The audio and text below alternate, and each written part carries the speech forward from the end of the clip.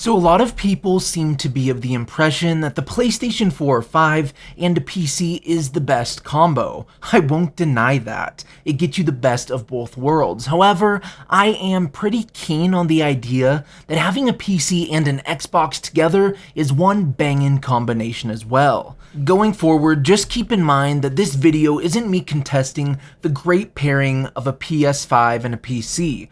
But I am reminding you that as strange as it may sound, an Xbox and a PC fit well together too if you want multiple ways to play. This is Zekell Gaming and I am TJ. Let's get into it. So with the launch of the Xbox Series X and S, the last generation of Xbox came around to give us quite a bit of cool integrations on the platform. Many of them help seal in a fine marriage between the Xbox consoles and a PC. And let's be real, Microsoft currently is positioning Xbox to be an ecosystem or an entire platform, not just something on a console. They are finally bridging the gap between their home system and PC gaming. And so far, they're doing a pretty good job at it. Their goal right now, and especially as we move forward into 2022, will be further integrating the two. So the features that I'm about to mention will only be doubling down and getting so much better. At the center of it all is cloud saves, very much brought to us via Game Pass. And yeah, cloud saving isn't really new. However, the utility usefulness here is truly exceptional. For example, let's say you are enjoying Halo Infinite on your Series S, but you feel that itch to move over to PC the next day and bask in high FPS and native resolution. It's a seamless switch over. Now keep in mind, this isn't enabled in all games. Right now, it's very much first-party developed titles, a few third-party, with many more of both on the way. This is for those who want the intense experience of playing on a PC and also being able to kick back on the couch. It can be as useful as the quick resume feature. In a pretty big way, it bridges the platforms together.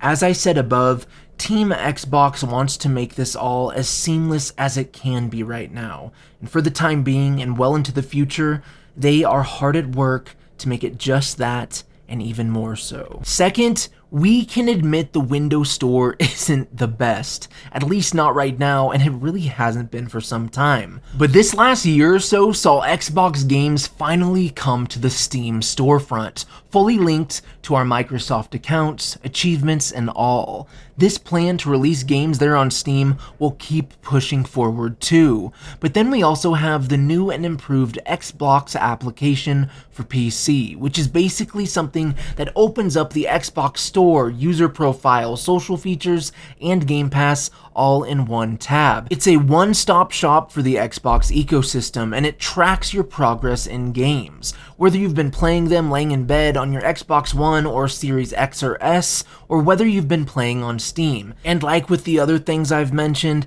this as well will be seeing more updates and evolution as time goes on and the gap is bridged even more. So to nail it all down, it's like I said above in the beginning. If you want two options for playing games, one based around the useful and powerful gaming PC and the other beneath a TV on a console, having both really isn't a bad option.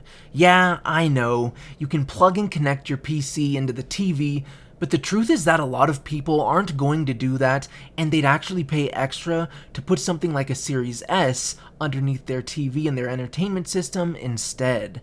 And it's also, as I mentioned, that if you're fine locking your Xbox experience to a PC or just the Xbox console, nothing is wrong with that. The PlayStation 5 and the PlayStation 4 make awesome companions with their must-have games. But there is one last thing to keep in mind. We're coming to a place where Sony and Microsoft are seeing the value of the PC market and are changing strategy to embrace it, which, to be honest, is an amazing thing for gaming and all gamers. For years now, Microsoft has been putting their first-party titles onto PC as well as their console, and right now we're seeing Sony begin to do the same.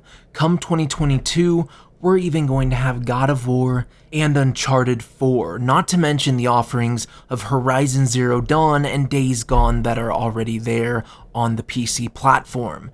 I sense this is only going to continue and trend upwards as time goes on. Back to finding a proper pairing for PC and Xbox or PC and PlayStation though. Whatever you decide, just be it a console, just a PC, or a pairing of both, you're in for fun and enjoyment, which in the end is what gaming is all about.